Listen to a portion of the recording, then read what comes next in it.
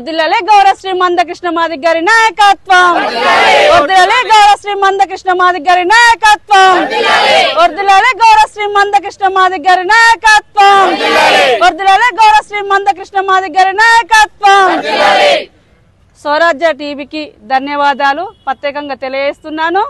ఈరోజు గత 30 సంవత్సరాల కాంచి కృష్ణా మాదిగ గారు 30 సంవత్సరాలుగా తన ఇల్లు కుటుంబాన్ని యావత్తు పక్కకు పెట్టి మాదిగ ఉపకులాల కోసం యావత్తు మాదిగ ఉపకులాల కోసమే పని చేసుకుంటూ ఉన్నాడు.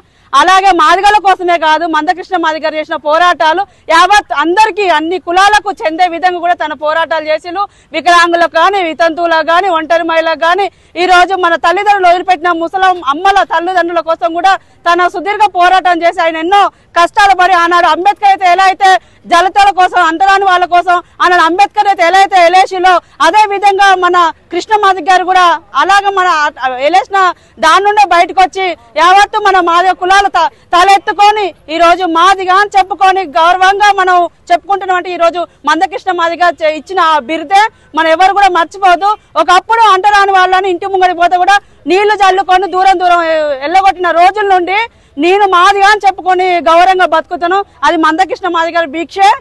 తన 30 సంవత్సరాలుగా తన పోరాట స్ఫూర్తే, తను చేసిన కష్టాల ఫలితమే ఈ రోజు మన అన్నకు వచ్చిన పద్మశ్రీ అవార్డు తన రాష్ట్రపతి చేతుల మీదకి అందుకోవడం అన్నకు కాదు, అది వచ్చింది మన మాదిగ జాతికి గౌరవం తెచ్చిన విధంగా మన అందరం భావించుకోవాలని తెలియజేస్తున్నాను.